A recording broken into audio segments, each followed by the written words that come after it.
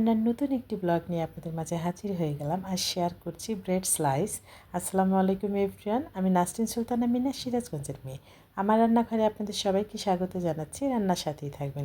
খুব সহজেই এই স্লাইসগুলো বানিয়েছি, আশা করি আপনাদের ভালো লাগবে। এই যে পাউরুটিটা, কিন্তু এই ব্রেডটা আমি সুন্দরভাবে একটু কেটে নেব, অর্ধেক অর্ধেক মাঝখান দিয়ে ভেঙে কেটে নেব সুন্দর লেবেল করে। আপনি যে কোনো কিছু বানাবেন, সেটা নাস্তা হোক রান্না হোক, যখন আমরা রেডি করে নিই তখন কিন্তু সময়টা একদমই কম লাগে।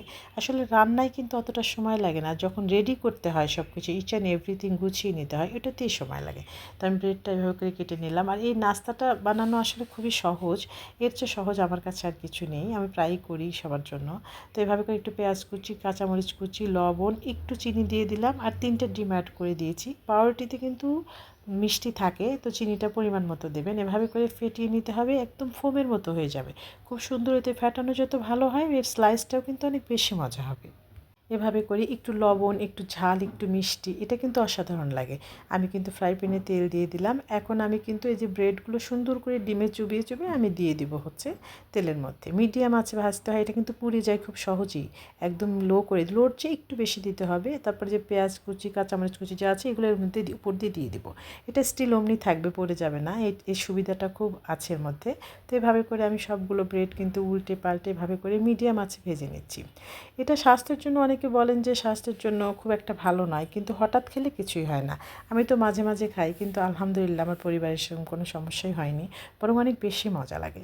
তো এভাবে করে দেখুন কতটা সুন্দর, এরকম বাদামি বাদামি হয়ে গেলেই কিন্তু উঠিয়ে নিতে হবে। সবগুলো ব্রেড এভাবে করে কিন্তু ভেজিয়ে নিচ্ছি, এই যে একদম চুবিয়ে চুবিয়ে ডিমের মধ্যে। এত মজা, ঝাল ঝাল মিষ্টি মিষ্টি, অসাধারণ একেবারে। আপনি মিষ্টিটা না দিলেও হবে, কারণ ব্রেডের মধ্যে কিন্তু মিষ্টি থাকে, কিন্তু আমি আরেকটু দিয়েছি কারণ এটা খুব হালকা। অনেক সময় দেখা যায় বাচ্চারাও কিন্তু একটু মিষ্টি না হলে পছন্দ করে না। তো এভাবে করেই কিন্তু আমি স্লাইসগুলো সবগুলো ভেজে নিচ্ছি। দেখুন কতটা সুন্দর গরম গরম, আর কী যে মিষ্টি ফ্লেভার, কি বলবো। অনেক সময় দেখা যায় বাসায় হুট করে গেস্ট চলে আসে, হুটহাট করে ঘরে যা থাকে সেটা দিয়ে কিন্তু এভাবে করে নাস্তা রেডি, খুবই দুর্দান্ত একটা নাস্তা রেডি করে নেওয়া যায়। আমি চা করে নিচ্ছি। ব্রেড স্লাইস হবে আর চা হবে না তাই কি হয়, গরম গরম চা ব্রেডের সঙ্গে একদম দুধ চা অসাধারণ লাগে। দুটোই গ্যাস হয়, কিন্তু তারপরে মাঝে মাঝে খেলে আলহামদুলিল্লাহ কিছুই হয় না। এভাবে করে কিন্তু সবগুলো স্লাইস আমি উঠিয়ে নিলাম। এই যে এখন আমার চাটাও কিন্তু রেডি হয়ে যাচ্ছে, এই যে চা একদম কমপ্লিট রেডি। এখন আমি সব কিছু সার্ভ করে দেবো একে একে। আমার স্লাইসগুলো একদমই রেডি হয়ে গিয়েছে, দেখুন কতটা সুন্দর হয়েছে, ভীষণ মিষ্টি একটা ফ্লেভার। এই যে আমার চাটা ঢেলে দিচ্ছি আমি। আগে থেকেই আমি কিন্তু সুগার আর হচ্ছে একটু দুধ রেখেছিলাম, পাউডার মিল্ক, তারপরে আমি দিচ্ছি। পাউডার মিল্কের চাটা কিন্তু আসলে অসাধারণ লাগে, আমার কিন্তু ভীষণই পছন্দ।